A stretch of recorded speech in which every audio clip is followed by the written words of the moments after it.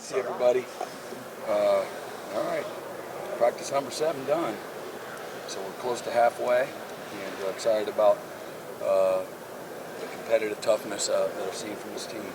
Really excited about that. A lot of experience, obviously, coming back on defense, but man, we've had great competition from all the way back to mat drills. Whether it's the new guys, returning players, new players within our program that have new opportunity to go win jobs, and so guys are showing up with purpose and with passion, with the intensity that you want to see, with the physical toughness that the game demands. And so really thrilled with those things. If I was having to get guys to do those things in a better way, or if we were not meeting those standards, it wouldn't be a lot of fun. So saw a lot from the veterans that I really like, and again, a lot of first-year players that I really love too. So got great competition, in particular in the linebacker and safety at corner and our back 7. Pretty good competition at defensive end, and really like our group of inside players, D-tackle, and offensive line wise. We got some bad news with Troy. I think he's going to have a surgery, but we'll hope to see him back by the end of fall camp or so. And if anybody can do it, he will. And if any position that you can do it, he will. And we've got great doctors and a great plan for him. He's going to have his surgery tomorrow. But I really like, again, where we're at. All things considered, watching these guys get better. Again, Josh Bates will slide in there and play some center.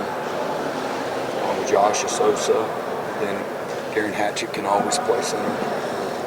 Play guard, can really play all 5 positions. Jake Taylor, Jacob Sexton have done really well. Logan Howland, along with Spencer Brown and Michael Tarquin. Those guys have all done a really nice job trying to gel together and learn. And some of the new guys learn what we need them to do. Again, young guy Isaiah Autry's been doing some really good things. And then again, inside, like where we're at, I feel good about the guys that we have inside. Some of them have experience, and some of them don't have as much experience, but like what we have and what's coming, both. And really going to be we've got some great young players that have a chance to be really special, and hopefully we get them to that point to a winning level sooner rather than later. Our tight end group, when they're healthy, it's going to be a heck of a group. Even when we're semi-healthy there, that's we're in a little better position with more guys capable of playing. So, again, Bauer Sharp has been really good. Prior to pulling his, just got a slight hamstring. Helms looked really good. And Josh and Cade both have really flashed. Done some really good things. And then Jake, we'll get Jake at some time here. He's a very experienced guy, and we know exactly what he's going to bring to the table. He's going to bring physical toughness, as well as a really capable route runner, and catches the ball really well. And then receiver, got great competitive depth there. Love where we're at that position, both inside and outside. And got a good group of running backs, again, experience. Saw Chuck and Barnes and Hicks, along with Sammy. He's done some really good things. Had several explosive plays. And again, overall, we've had a lot of explosive plays through the first 7 practices. It's something that's showing up every single day. The quarterbacks have great vision, great instincts, good decision making. Starting with Jackson, throw with accuracy.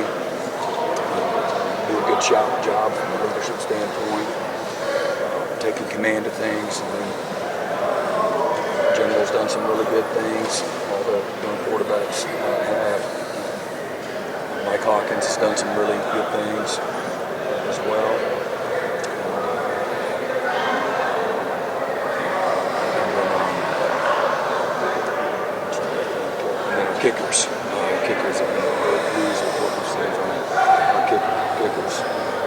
been good. Keltner has been really good as well, super consistent. And then Liam Evans has really shown some great things too. I haven't gotten the live kicking when it comes to punting, kickoffs, and all that. That'll be things that we do here on Thursday when we full scrimmage. So we've had a couple of days.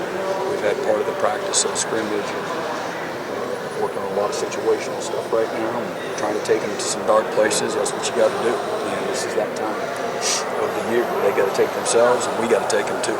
As coaches, as we develop our team, our toughness, our mindset, our attitude, nurture how we do what we do through that door, what that means, putting on the jersey, putting the pads on, coming to work.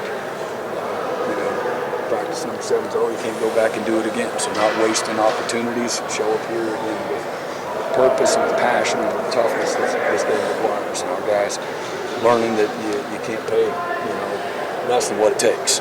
And so I'm not surprising anybody when I tell them that. And so we've got the right guys in the locker room nurturing, those things too from a leadership standpoint. You've talked a lot about the defense and experience returning, going into your third year here, third spring. Do you feel like it's starting to get to where, I know it's never perfect for you, but yeah, at spots it is. And overall we do have another year in the system.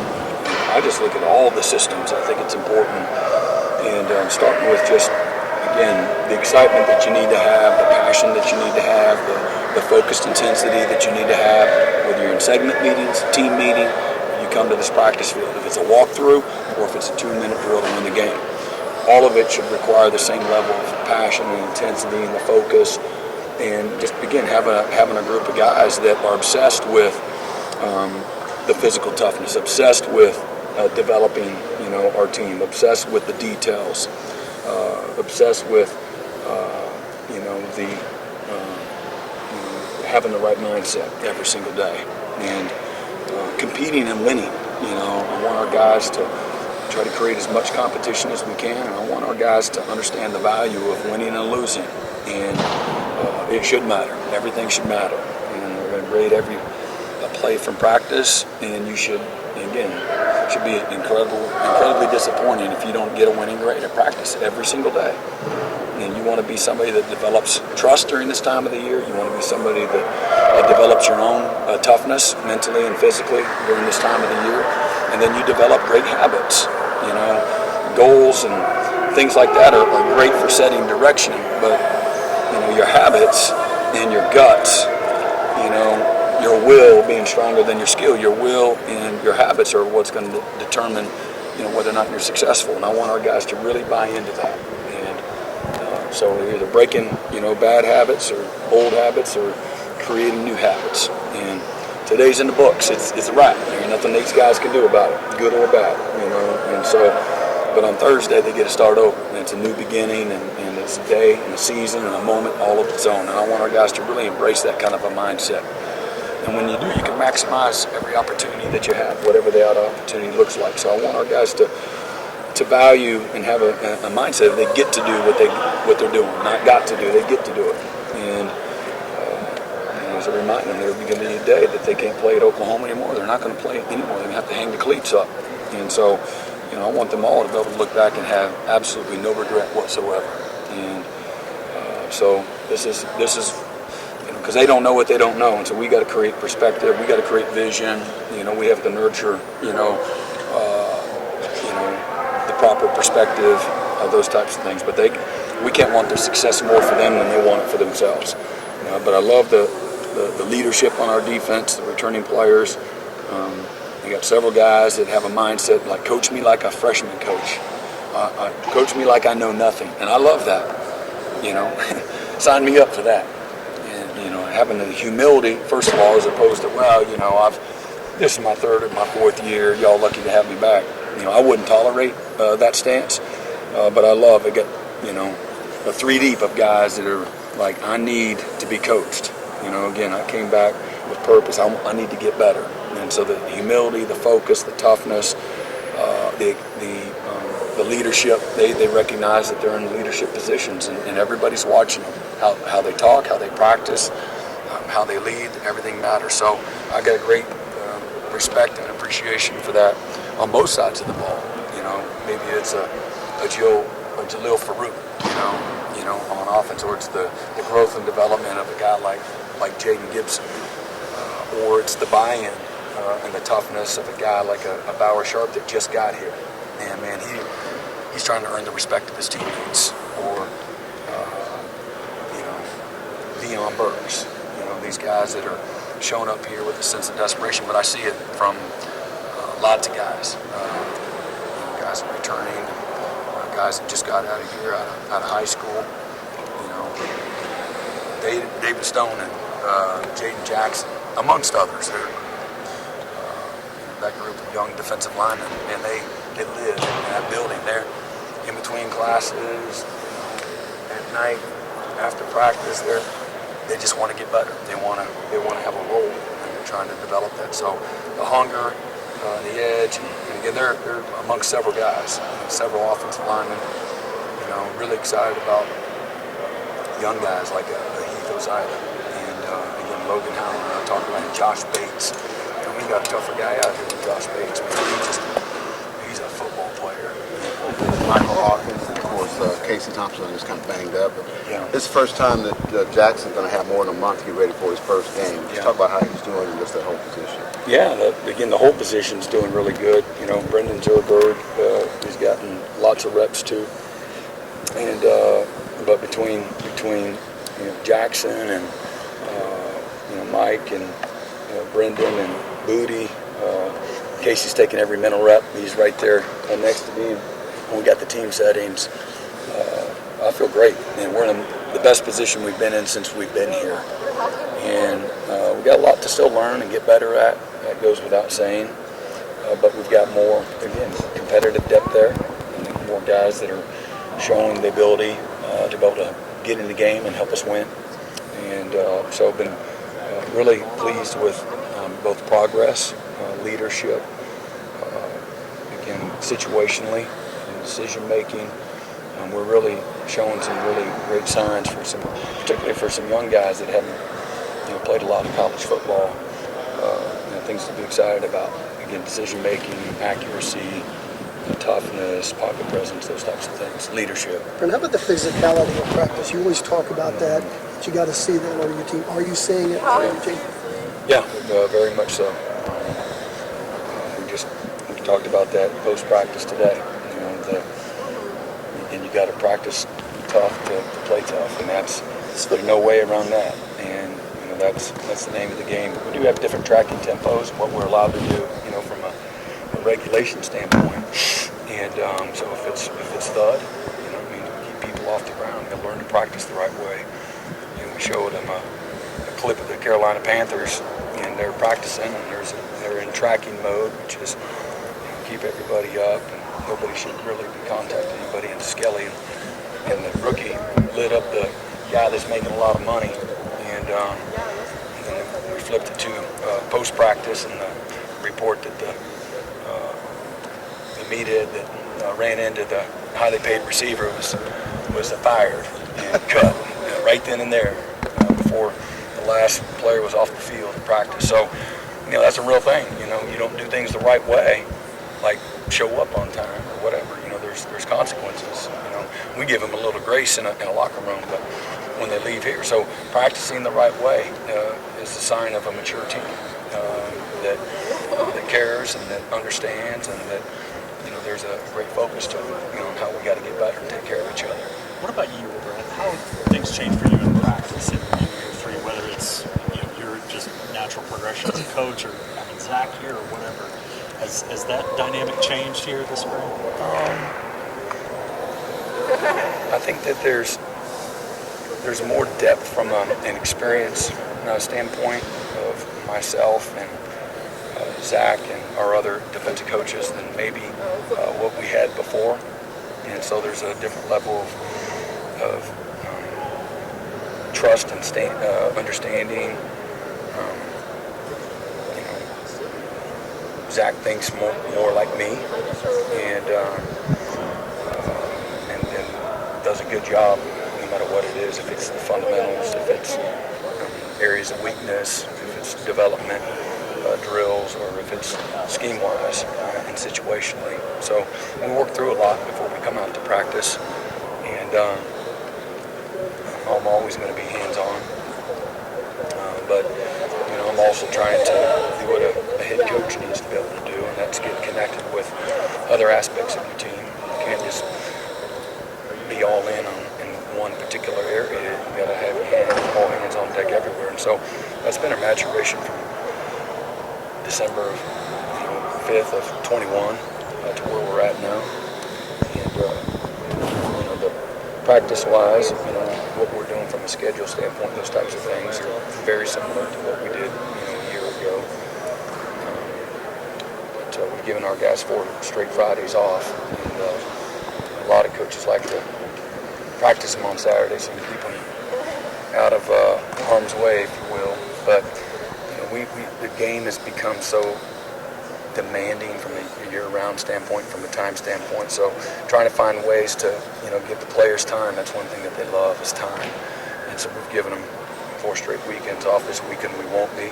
We'll have let them sleep in. We'll practice around 10:30 on Saturday. But try to be mindful for the players, and put a schedule that we can get our work done, but also be mindful of recovery in their time, those types of things. A lot of players said Zach's almost like a clone out there with you, and that he sometimes maybe teaches things a little bit differently, and they understand it maybe in a different way.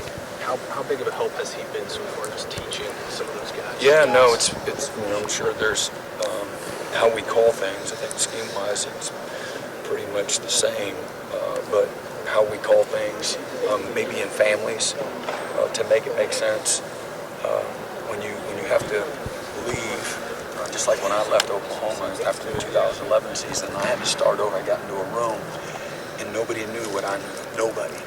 And one of the hardest things I've done from a professional standpoint. And I couldn't take my relationships, my trust, all my expertise, football acumen. I had to start over. And then the language barrier. There's whatever it was. There's 80 staff and defensive players, and that I had to teach them, and so that was not. I had to figure out what they knew, and I didn't have anybody helping me. I didn't take anybody with me, and so I say that. Zach doesn't necessarily have that, but when he did leave several years ago and got out of our football building, and he had to go to several places and start over and build something from scratch and teach everybody around him, I think he probably learned maybe even more efficient ways to do it. And so he's been able to give, some of those shortcuts, if you will, to help expeditiously, develop our players, teach our players. And so we've had a little bit, some new language, some new things to go in, but just reorganizing, I think, so that we cleaned the pantry out and we threw away stuff that that we didn't need anymore. We reorganized it, and so now all the cereals are on the far right on the bottom 2 shelves, and they're not spread out, and that's where they belong.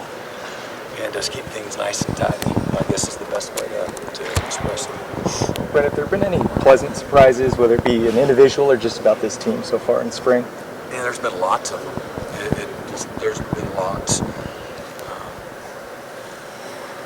Again, some of the young, returning offensive linemen have been really good. I've said several of their names already. Daniel from England, he's been, fantastic, along with Fabechi and Heath Ozida and Brooks, Josh Sosa, those guys inside, and talked about, bragged on Logan Howland at the beginning of spring and the progress that he's been able to make. And then we're getting the best version out of Jake Taylor and Jacob Sexton as well. That you would expect that. I was really excited about Helms, and he got a little bit of a strain in his hamstring. We just want to make sure we don't make it worse and then miss time in the summer. But I expect him to maybe be back here this week. But I love what I saw from Heath on. you can feel his presence when he's out there. He's huge. And then again, talked about Bauer Sharp, and then Von Mitchell has done some really good things. He's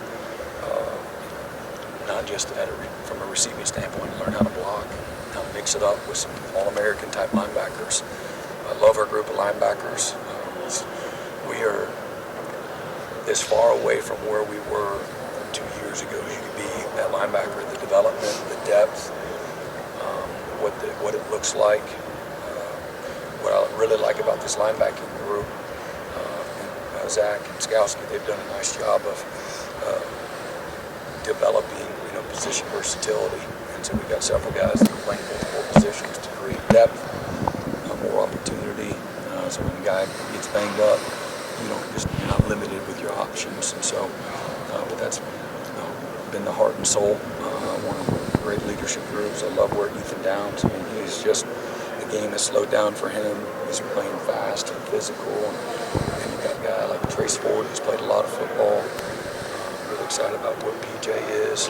He's a little over 250 pounds today. Looked great. Caden Woolard, you can tell he's played a lot of football, knows how to play. He's heavy-handed, plays quick, he's long, he's big. And then again, we've got some really good young players. It's Taylor Line. Again,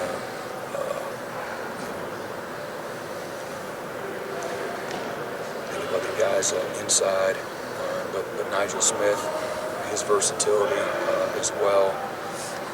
I feel like I'm missing somebody in there, defensive end. But our inside guys, DJ Terry's been a great leader, really great leader. And then I really think that Grayson is going to play his best football since he's been here. He's pushing 295, looks really good. And then Devon Sears, he's playing his best. He's the most improved probably of that group of returning players. And we need, he's powerful. He's close to 300 pounds. He's got great quickness, really strong at the point of attack, heavy hand, but he can rush the passer. And then Champ Sanders has been doing great. And then we've talked, I know it's been talked about a lot with Jaden Stone and Marcus Strong, those guys. And we're better at corner right now than at any point in time a year ago. Some of his experience, a lot of his experience. We had a lot of guys that never started a college game. The only guy that ever started a college game in last year's squad, going into last year, was Woody Washington. And so that was a little, concerning. But I really like where we're at. Everybody's better than what we were a year ago. And I know there's a few guys like Gentry that are out for the spring. But we've got a really improved group of players, and then the young guys that we've brought in, whether it's Eli Bowen can go anywhere in the secondary and play. Right now the game's easy for Eli, but I'm really excited about Jacoby Johnson, Kenai Walker, certainly got a transfer. You guys saw him out here, number 12. Dennis has done some great things. You can tell he's played corner for a long time. Again, a year ago, we had several really good athletes that had not played much corner growing up. And at times it showed that lack of skill development for the position. But again, just named a couple of guys that are playing in a much different place than what we were a year ago. Big, long, fast, athletic. And Kendall Dolby, he's one of the most disruptive players on the whole defense. He can play anywhere. He plays like he's 7'5", 250 pounds. He's wide open. And then, again, I like Deshaun McCullough. He can play outside, can play inside. And again, trying to help guys develop. I know every one of these guys want to play a long time. We want to try to help put them in a position to get them exposure to what that looks like long term. And so a guy like Deshaun, he's gonna play outside NFL, he's gonna play inside as well. You know, I don't want to pigeonhole him. You know, and so we've been cross training lots of guys at lots of positions, and safety's really excited about them. And I think we lost some good ones last year as far as experience. Reggie and Key in particular, but we got again Billy and RJ and Peyton as your cornerstones coming back, along with some really good young ones, and been excited. McCarty's having his first time as a football player is in the spring. He's not taking any reps. He come off the ACL and then tore his hamstring, like the first day of conditioning, coming back, and missed all last year. And but he's getting looks, and then you got Reggie and Boganowski and 14. Jaden Hardy. Jaden Hardy. He ain't nothing he can't do. He can play corner, he can play cheetah, he can play safety. Football again is easy for him. So we got some really good football players returning, and then a lot of our new guys. They find the ball. They know how to maintain leverage. They understand the difference and the stresses of 2 deep, 3 deep, quarters, man-to-man. Confident players, but they show up with great humility and an eagerness to work and compete. So, as opposed to, hey, this is the first time they failed, they never really got chewed out, they've always been the guy, and so there's a transition because they can't get out of their own feelings. That's not an issue with any of our guys. None. Zero. There's not a more humble, hard-working guy on our team than David Stone right now. And he'd be the first to tell you, man, I got a lot to learn, a lot to get better at. He's showing up every day with that mindset. That's how you do it. And we try to recruit that. We try to be very intentional about that. And sometimes you just get lucky. Good parents and good environments that they come from, and a lot of them that they come from.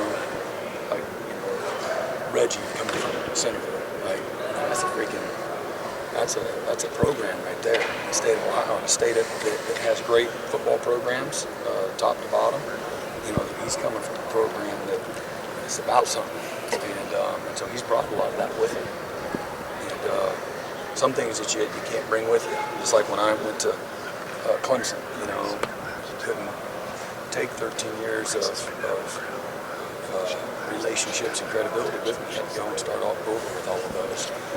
And just like these guys, they got to earn trust, earn relationships, develop a reputation by showing up every day, earning the respect of their teammates by how they do what they do, and you can't bring the stars or the tackles, the sacks, the touchdowns with you. You got to start completely over. And again, it takes a special dude to do that, because these are 17 and 18-year-old guys, not 24, 28, and 30-year-old guys. So that's what I, just as a 53-year-old coach who's been a part of a locker room for 35 years in college as a player and a coach, those are things that get me excited, and both in the short term and the long term, as you build things the right way. And because I want guys that are multipliers, guys that are going to reproduce who they are, reproduce in their own environments. And so that's excellence and hard work and toughness and consistency and special elite talent and leadership skills, then that's great. We'll reproduce that, in the locker room. You brought up Woody. What have you seen from him this in terms of their adjustment playing with? Yeah, just that is all easy to him, and again, an eagerness to have a great role and show again versatility. So he's done some of that in the past, but more of it, now than ever. Corners, it's one of the hardest positions to play, but from an X and O standpoint, not really difficult. And so that part's good. And he still plays both every day, inside and outside. So really excited what he's at.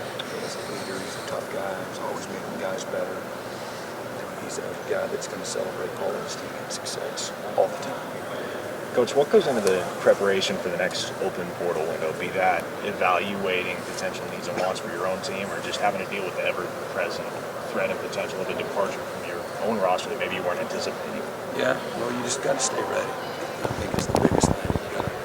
So that means that you're certainly always assessing your own team and where you're at. You hope that everybody stays, but that's not likely in this environment. And, so you just be ready, prepared to adjust when it happens. You know, be proactive from